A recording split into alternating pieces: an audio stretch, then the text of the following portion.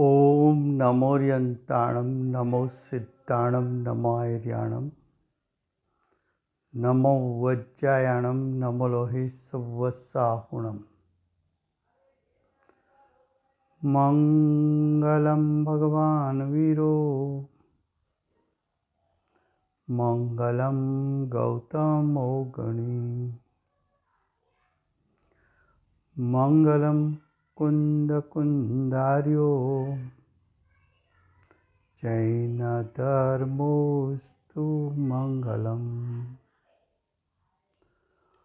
ओंकारबिन्दुसंयुक्तं नित्यं जायन्ति योगिनः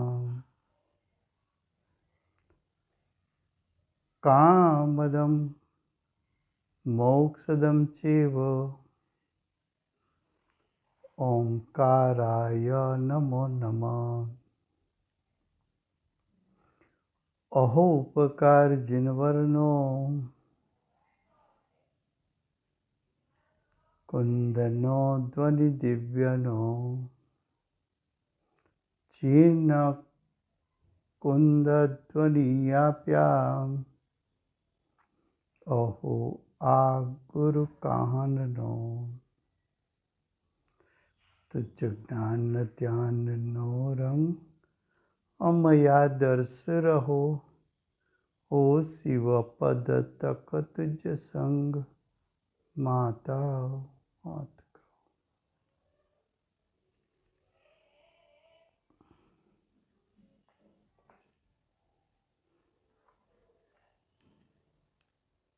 આ અષ્ટપાહુર નામનું પરમ અધ્યાત્મ શાસ્ત્ર છે.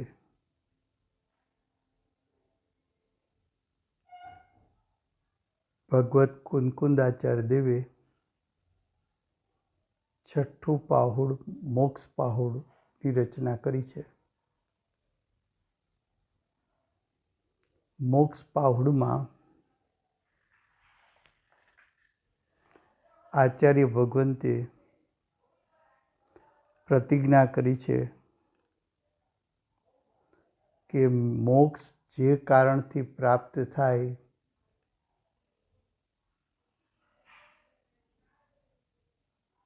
એનું સ્વરૂપ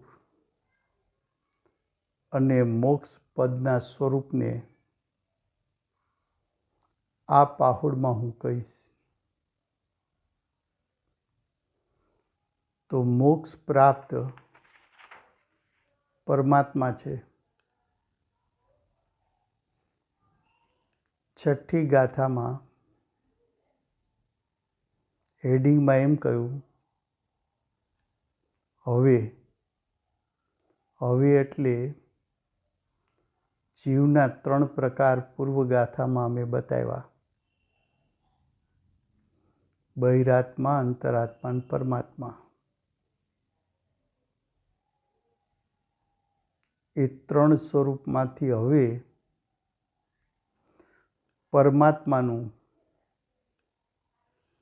વિશેષણ દ્વારા સ્વરૂપ કહીએ છીએ.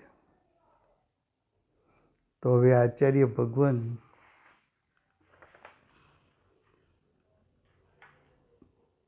આત્માના 3 પ્રકાર, બહિરાત્મા એટલે અજ્ઞાની, અંતરાત્મા એટલે સાધક, પરમાત્મા એટલે અર્યંત અને સિદ્ધ.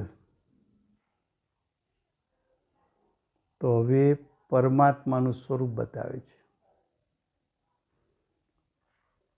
ગાથા છઠ્ઠી એમના શબ્દો છે: તે છે વિશુદ્ધ આત્મા, અનિન્દ્રિય મળ રહિત તન મુક્ત છે, પરમેષ્ટિ કેવળ પરમ જીન શાશ્વત શિવંકર સિદ્ધ છે. પરમાત્મા કેવા છે?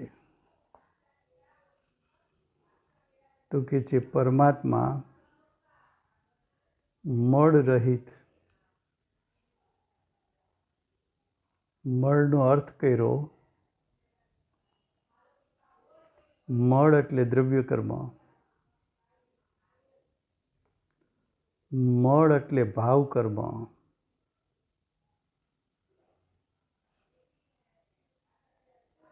દ્રવ્ય કર્મ ને ભાવ કર્મ. દ્રવ્ય કર્મ ભાવ કર્મની ઉત્પત્તિમાં નિમિત્ત છે. તો જેના લક્ષ્ય મળ ઉત્પન્ન થાય એને પણ મળ કીધો.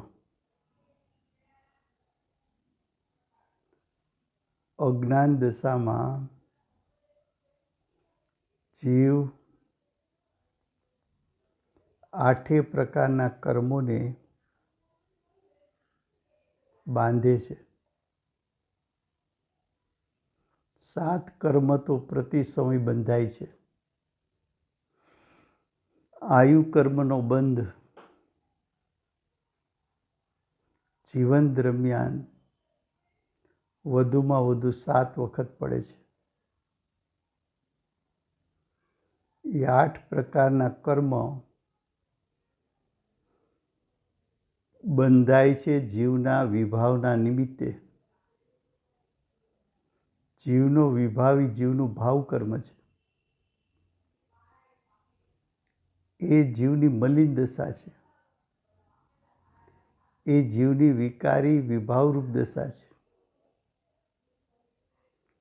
એ ભાવ કર્મ સ્વભાવથી વિરુદ્ધ પ્રકારનો ભાવ છે. એ ભાવ કર્મ પરના સંયોગમાં જોડાવાથી ઉત્પન્ન થયો છે. કર્મના ઉદયનું લક્ષ્ય કરીને એમાં જોડાતા ભાવ કર્મ ઉત્પન્ન થાય છે. એ ભાવ કર્મ વિભાવ દશા આત્માના અસંખ્યાત પ્રદેશે ઉત્પન્ન થઈ છે. ચૈતન્યમય પરિણામ પણ છે વિકારી, સ્વભાવથી વિરુદ્ધ પ્રકારનું પરિણામ ઉત્પન્ન થયું. માટે એને મળ કીધો, મલિનતા કીધી, વિભાવ કીધો. આવી મલિનતા ઉત્પન્ન થવામાં દ્રવ્ય કર્મનો ઉદય નિમિત્ત છે. એ દ્રવ્ય કર્મને પણ મળ કીધો, મલિન કીધો.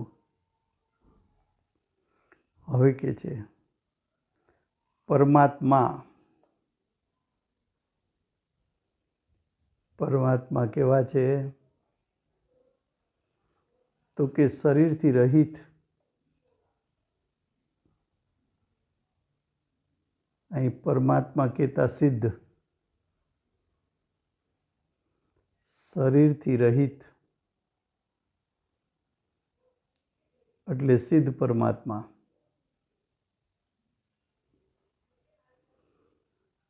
સિદ્ધ દશામાં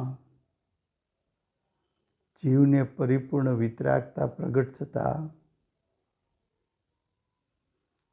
ઘાતી અઘાતી બંને કર્મનો નાશ થયો હોવાથી અઘાતીના ફળ સ્વરૂપ શરીર હવે સિદ્ધ પરમાત્માને હોતું નથી, કારણ કે અઘાતી કર્મનો નાશ થઈ ગયો છે. પછી કે છે ઇન્દ્રિયથી રહિત સિદ્ધ પરમાત્મા ઇન્દ્રિયોથી રહિત છે.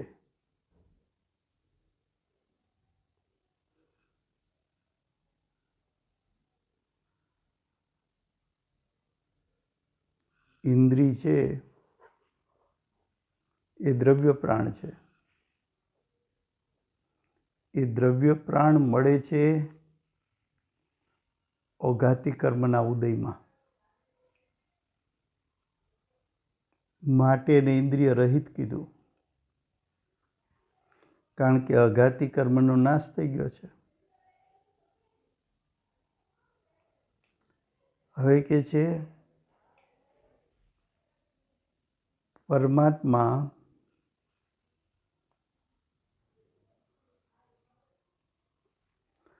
અનિન્દ્રિય છે.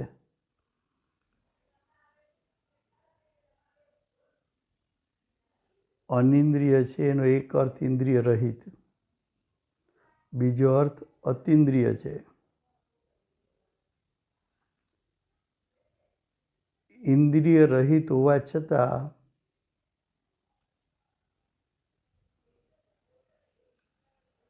અતિન્દ્રિય જ્ઞાન ને અતિન્દ્રિય સુખના ભોગવટાવાળા છે.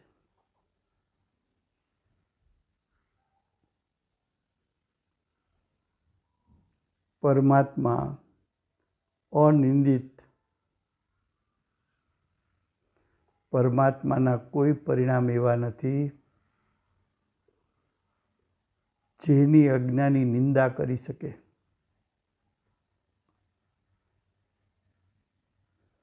અરે સમ્યક દ્રષ્ટિ પણ સમાજમાં એની નિંદા ન થાય એવું જીવન સમ્યક દ્રષ્ટિને પણ નથી હોતું. આ તો સિદ્ધ પરમાત્મા જેમણે મોહ રાગ દ્વેષ નાશ કર્યો, સર્વ પ્રકારના કસાયનો કસાય નાશ કર્યા, જેમને પરિપૂર્ણ શુદ્ધતા પ્રગટ કરી, જે પોતાના સ્વભાવથી બહાર જતા નથી, જે પોતાની સાદી અનંતકાળ માટે ધ્યાનસ્થ અવસ્થામાં બેઠા છે, એવા સિદ્ધ પરમાત્મા એના કોઈ પરિણામ એવા નથી કે એની નિંદા કરી શકાય. હવે કે છે સર્વ પ્રકારે પ્રશંસા યોગ્ય છે. શું કહ્યું?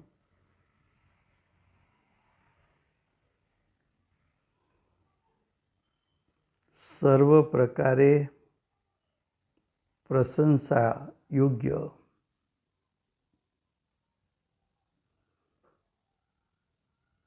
સર્વ પ્રકારે એટલે એક તો સિદ્ધ પરમાત્માએ અનંત અનુજીવી ગુણ, અનંત પ્રતિજીવી ગુણ, એની પરિપૂર્ણ શુદ્ધતા પ્રગટ કરી છે, માટે પ્રશંસનીય. એ સિદ્ધ પરમાત્મા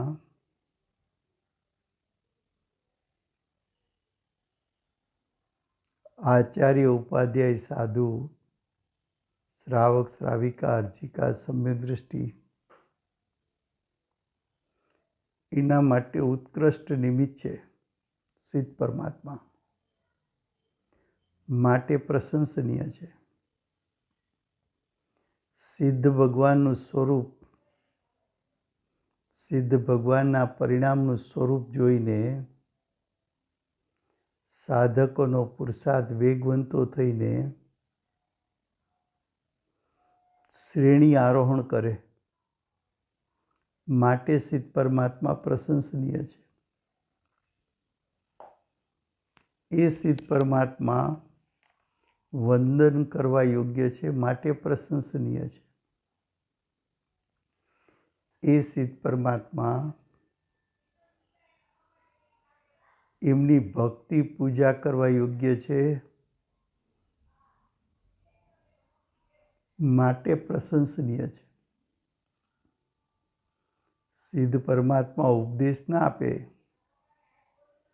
પણ એમના પરિણામ પરિપૂર્ણ શુદ્ધ વિતરાગ એ જ ઉપદેશ સ્વરૂપ હોવાથી પ્રશંસનીય છે.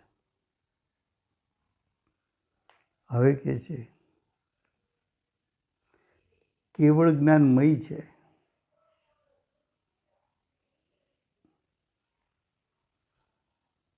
જ્ઞાનનું પરિપૂર્ણ સામર્થ્ય વ્યક્ત થયું. એક સમયમાં ત્રણ કાળ ત્રણ લોકને જાણે, એક સમયમાં ત્રણ કાળ ત્રણ લોકને પ્રકાશિત કરે, એક સમયમાં ત્રણ કાળ ત્રણ લોકના દ્રવ્યો, એમના ગુણો, એમની પર્યાયો, એના વિભાગ પ્રતિછેદ સમુચય રૂપે ને ભિન્ન ભિન્ન એનું સ્વરૂપ એક સમયમાં જાણી લે એવું જ્ઞાનનું સામર્થ્ય ધરાવતા હોવાથી સિદ્ધ પરમાત્મા પ્રશંસનીય છે. હવે કે છે આગળ, જેના આત્માનું સ્વરૂપ વિશેષ રૂપે શુદ્ધ છે. એટલે શું? આત્મા સ્વસ્વભાવથી તો શુદ્ધ છે. આત્મા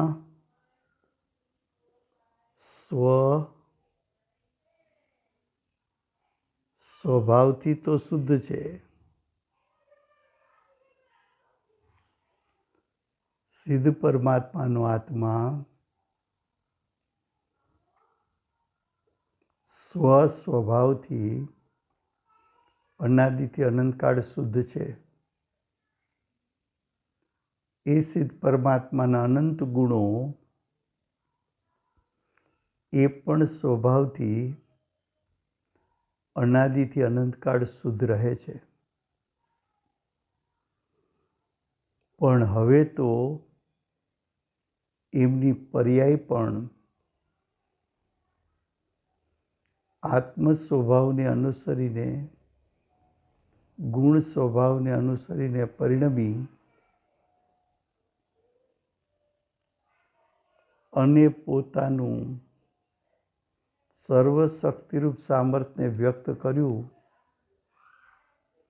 તો જેમ સ્વભાવ પરિપૂર્ણ શુદ્ધ, એમ સિદ્ધ પરમાત્માની વર્તમાન પર્યાય પરિપૂર્ણ શુદ્ધ છે.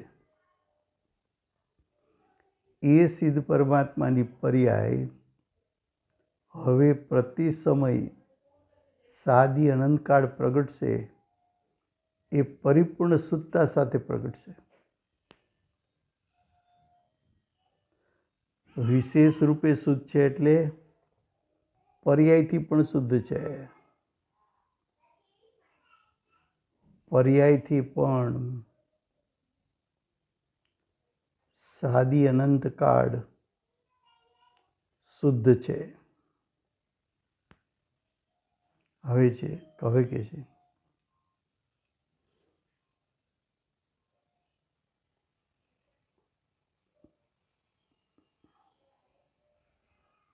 સિદ્ધ પરમાત્માના જ્ઞાનમાં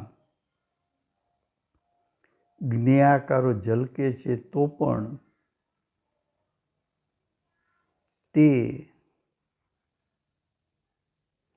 એટલે સિદ્ધ પરમાત્મા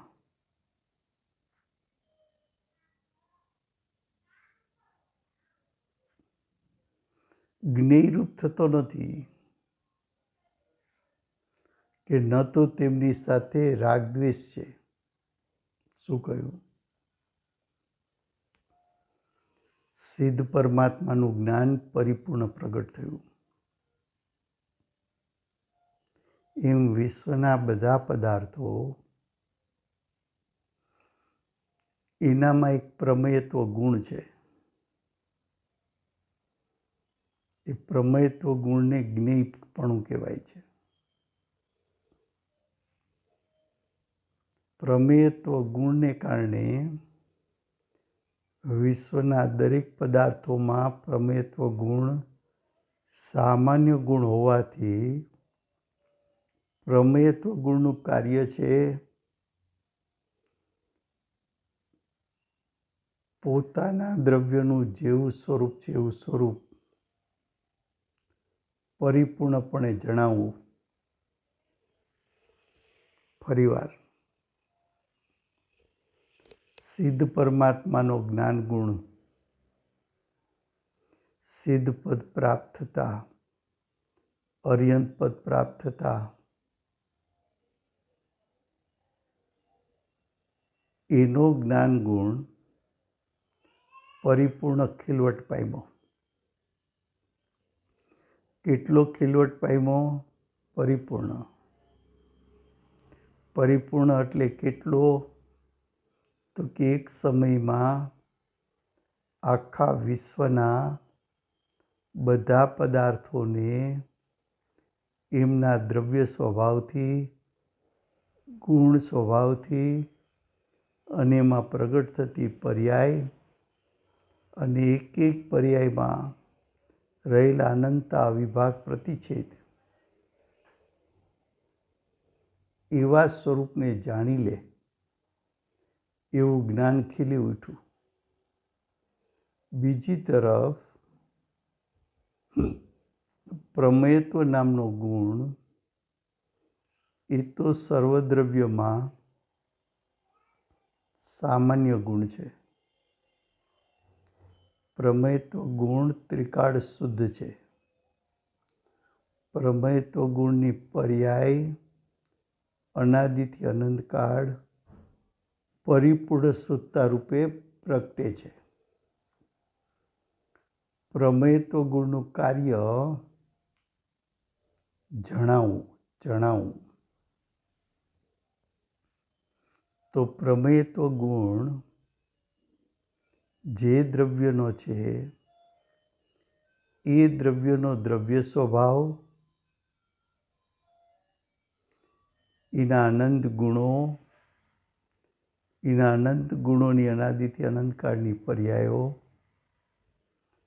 અને એક એક પર્યાયમાં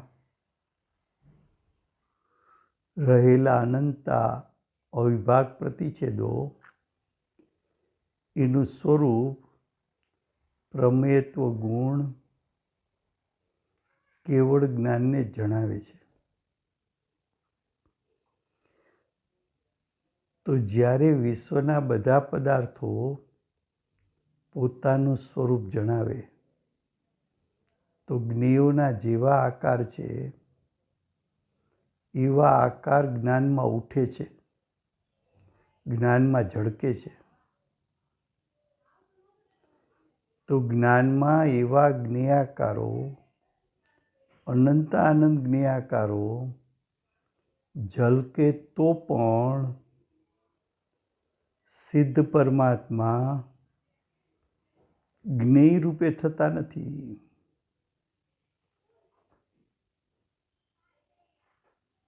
જ્ઞેયો જ્ઞાન રૂપે થતા નથી, જ્ઞાન જ્ઞેય રૂપે થતું નથી. એવું પરમાત્માનું સ્વરૂપ છે. બીજું, એ વિશ્વના પદાર્થોને જાણતા, વિશ્વના પદાર્થોને સિદ્ધ પરમાત્મા જાણે છે ત્યારે માત્ર જાણે છે એટલે પર પદાર્થને જાણતા તેમાં હિત બુદ્ધિ કરતા નથી, એટલે કે ઇષ્ટ બુદ્ધિ કરતા નથી, એટલે કે એમાં રાગ ઉત્પન્ન કરતા નથી. એ પદાર્થોમાં અનિષ્ટ બુદ્ધિ કરતા નથી, એટલે કે અહિત બુદ્ધિ કરતા નથી, એટલે કે દ્વેષ પણ કરતા નથી. સિદ્ધ પરમાત્મા પોતાનું સ્વરૂપ જેમ છે તેમ જાણે, જ્ઞેયોનું સ્વરૂપ જેમ છે તેમ જાણે. જાણવું એ સિદ્ધ પરમાત્માનો સ્વભાવ છે. તો સિદ્ધ પરમાત્મા વિશ્વના પદાર્થને જાણતા હોવા છતાં પોતાની દશામાં મોહ, રાગ, દ્વેષ ઉત્પન્ન કરતા નથી. હવે કે છે આગળ, સિદ્ધ પરમાત્મા પરમેષ્ઠી છે. શું કહ્યું?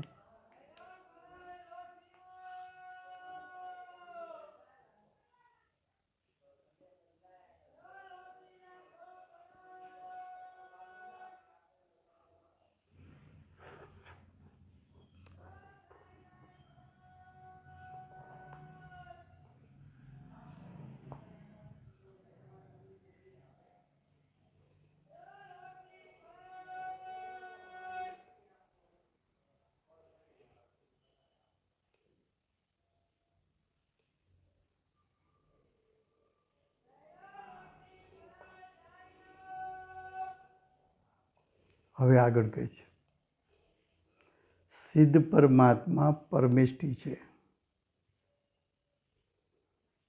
પરમેષ્ઠી 5 હોય છે. એમાં અર્યંત, સિદ્ધ, આચાર્ય, ઉપાધ્યાય અને સાધુ 5 પરમેષ્ઠી છે. એમાં અત્યારે વિષય ચાલે છે પરમેષ્ઠી એટલે પરમિષ્ઠ. સિદ્ધ પરમાત્મા પરમિષ્ઠ છે.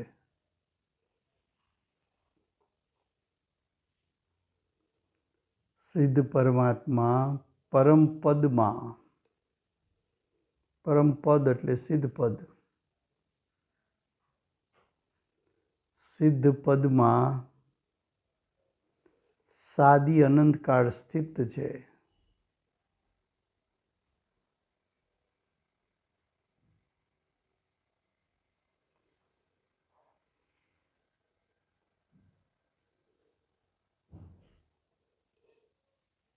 તો સિદ્ધ પરમાત્મા પરમેષ્ઠી છે. પછી કે છે પરમ જીન છે. જીન કહેતા રાગ દ્વેષ રહિત,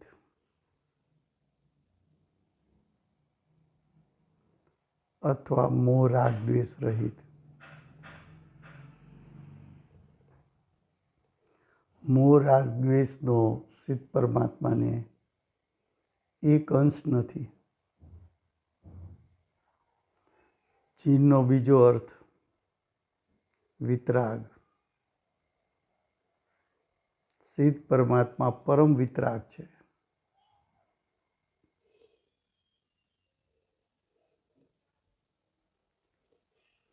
સર્વે કર્મોને જીતી લીધા છે. સર્વે એટલે 8 કર્મો. 8 કર્મોને જીતી લીધા છે. હવે કે છે શિવંકર. શિવંકર કોને કહેવાય? સિદ્ધ પરમાત્મા શિવંકર છે. એટલે શું? તો કે ભવ્ય જીવોને પરમ મંગળ રૂપ.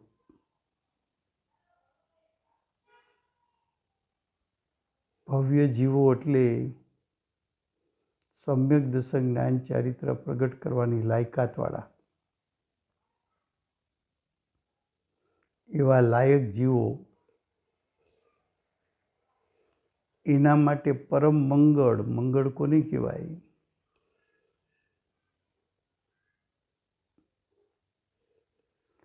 તો કે મંગળ એટલે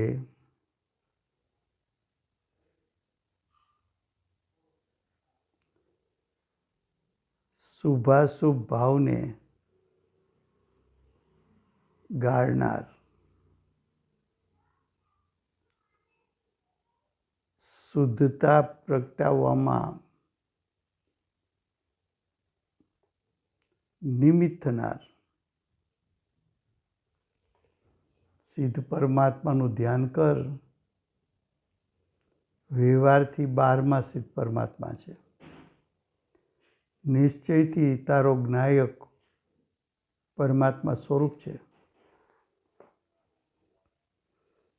નિર્વિકલ્પ દશામાં તારા પોતાના જ્ઞાયક સ્વરૂપનું ધ્યાન કર. તારા જ્ઞાયક સ્વરૂપનું ધ્યાન કરીશ તો તારા પરિણામમાંથી શુભાશુભ ભાવ, આશ્રવ બંધના ભાવો, મિથ્યાત્વ વિરતિ પ્રમાદ કસાઈ યોગના ભાવો, મોહ રાગ દ્વેષના ભાવો, કસાઈ નો કસાઈના ભાવો એ ગળી જશે. નાશ પામી જશે. સવિકલ દશામાં સિદ્ધ પરમેષ્ઠીના સ્વરૂપનું ચિંતન મનન કરીશ તો પાપ ભાવ ગળી જશે.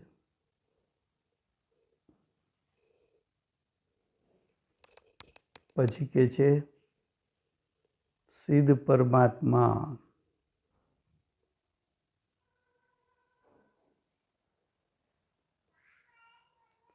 પરમાત્મા મોક્ષના કરતા. મોક્ષના કરતા એટલે મોક્ષની પ્રાપ્તિમાં નિમિત્ત થનારા.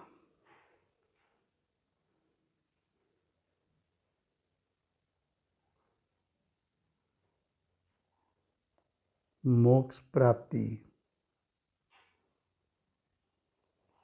નિમિત્ત થનારા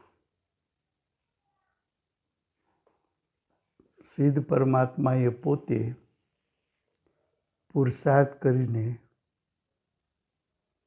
સ્વપુરુષાર્થથી સિદ્ધ પદ પ્રગટ કર્યું. તમે બધા પણ તમારા સ્વપુરુષાર્થથી સિદ્ધ પદને પ્રાપ્ત કરો ત્યારે બાહ્ય નિમિત્ત તરીકે સિદ્ધ પરમાત્મા હોય છે.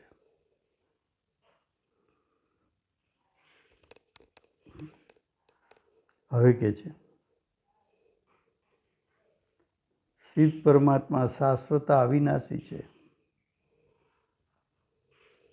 સિદ્ધ પરમાત્મા છે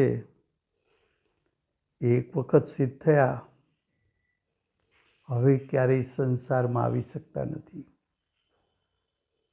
કેમ?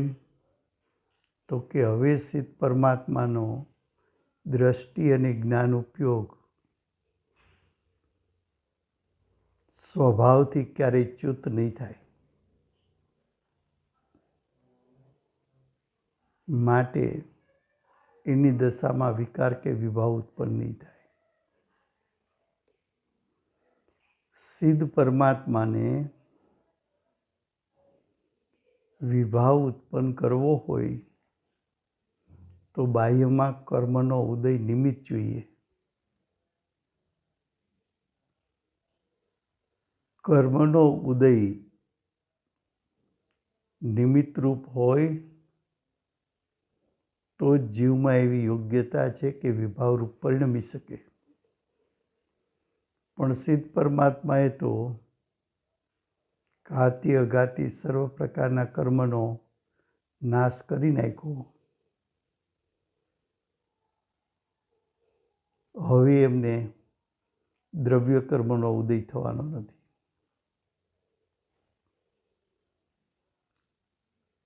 હવે કે છે સિદ્ધ પરમાત્મા સિદ્ધ છે. સિદ્ધ છે એટલે મોક્ષને પ્રાપ્ત છે.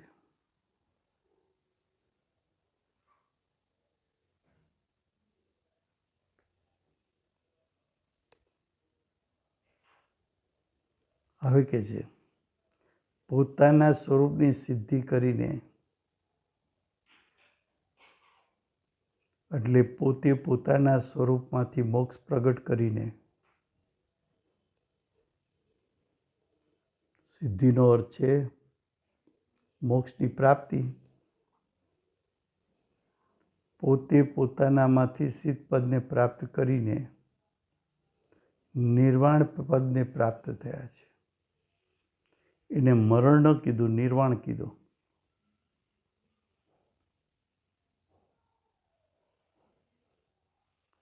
અઘાતી કર્મનો અબાધા કાળ પૂરો થયો.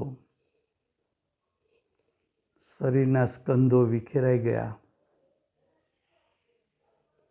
અને હવે સિદ્ધ પરમાત્માને નવો જન્મ થવાનો નથી. માટે એને મરણ ન કહ્યું, નિર્વાણ કહ્યું. ભાવાર્થ: પરમાત્મા એવા છે કે જે આ પ્રકારના પરમાત્માનું ધ્યાન કરે છે તે પરમાત્મા થઈ જાય છે. પરમાત્મા પદ ક્યારે પ્રગટ થાય? તો કે પરમાત્માનું ધ્યાન કર. પરમાત્માના પ્રકાર બે: નિશ્ચય પરમાત્મા, પોતાનો જ્ઞાયક સ્વભાવ. વ્યવહાર પરમાત્મા, સિદ્ધ ભગવાન. નિશ્ચય પરમાત્મા, એ જ્ઞાયક સ્વભાવ. શ્રીમદજીએ કહ્યું સર્વ જીવ છે સિદ્ધ સમ. હવે ગાથા 7મી. આગળ પણ એ જ ઉપદેશ કરે છે. અહીંયા જે પરમાત્માનું સ્વરૂપ બતાવ્યું, પરમાત્માનું સ્વરૂપ શું કામ બતાવ્યું? તો કે મૂળ તો આચાર્ય ભગવાનને બહિરાત્મા, અંતરાત્મા, પરમાત્મા ત્રણેયનું સ્વરૂપ બતાવવું છે. એમાંથી પરમાત્માનું સ્વરૂપ બતાવ્યું. હવે આગળ પણ એ જ ઉપદેશ કરે છે. ગાથા 7. થઈ અંતરાત્મા રૂઢ બહિરાત્મા તજીને ત્રણ વિધે ધ્યાતવ્ય છે પરમાત્મા જીનવર ઋષભ ઉપદેશ છે. અર્થ: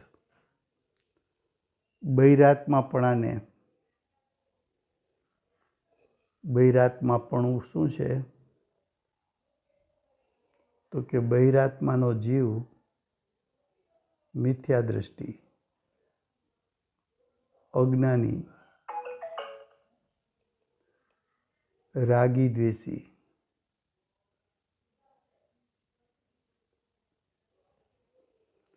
એવું બહિરાત્મપણું તેને મનથી, એટલે ચિંતન મનનથી, વચનથી ને કાયથી છોડીને, ત્રણેય યોગથી છોડીને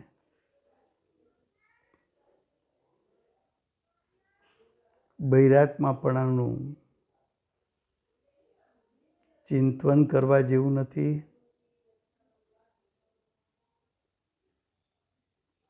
વચન દ્વારા એનું ઉચ્ચારણ કરવા જેવું નથી,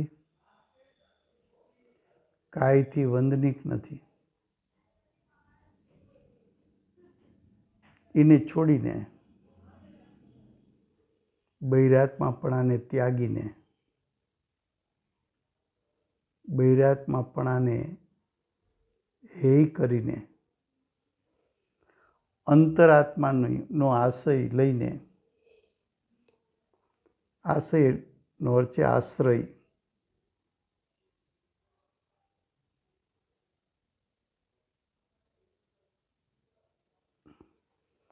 અંતરાત્માનો આશ્રય લઈને પરમાત્માનું ધ્યાન કરો. નિશ્ચય પરમાત્મા તો પોતાનો જ્ઞાયક છે.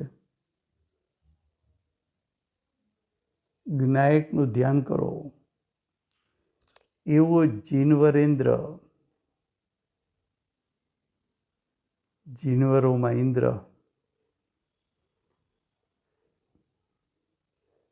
જીનવરોમાં ઇન્દ્ર એટલે તીર્થંકર.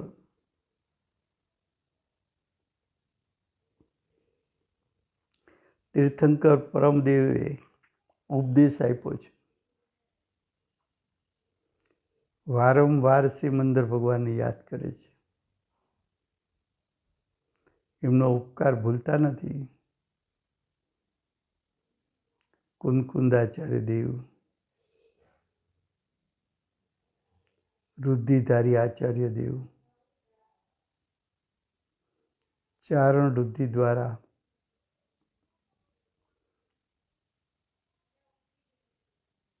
પૂર્વ દિશામાં મહાવિદ્ય ક્ષેત્ર છે. ત્યાં 20 તીર્થંકરોના સમૂહ શરણો છે. એમાં પ્રથમ તીર્થંકર સિમંદર ભગવાન છે. એ સિમંદર ભગવાન પાસે તીર્થંકરનો વિરહ લાગતા કુનકુંદાચાર્ય દેવ તીર્થંકરનો વિરહ લાગતા કુનકુંદાચાર્ય દેવ સાક્ષાત તીર્થંકરના દર્શન કરવા ભરત ક્ષેત્રમાંથી મહાવિદ્ય ક્ષેત્રમાં ગયા. ત્યાં ભગવાનની સાક્ષાત વાણી સાંભળીને આવ્યા. એ વાણીમાંથી મોક્ષ પાઉની રચના કરી. એટલે સિમંદર ભગવાનને યાદ કરે છે કે તીર્થંકર પરમદેવનો ઉપદેશ, એમણે પણ આ જ ઉપદેશ આપ્યો છે. શું ઉપદેશ આપ્યો છે? પરમાત્માનું ધ્યાન કરો.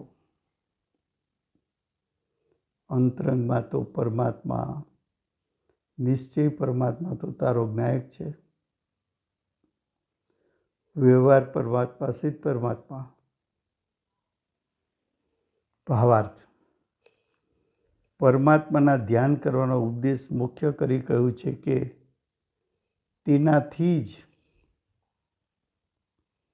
તેનાથી એટલે ધ્યાનથી જ મોક્ષ થાય છે.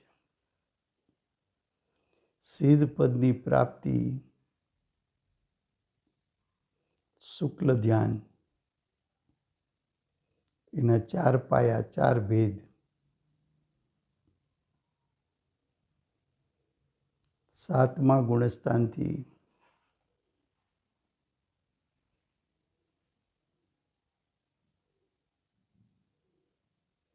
11મા ગુણસ્થાન સુધી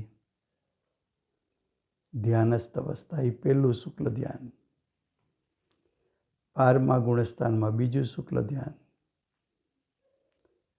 13મા ગુણસ્થાનમાં ત્રીજું શુક્લ ધ્યાન. સિદ્ધ પદમાં ચોથું શુક્લ ધ્યાન. એ ધ્યાનથી મોક્ષ એટલે સિદ્ધ પદ થાય છે. સમય થયો છે.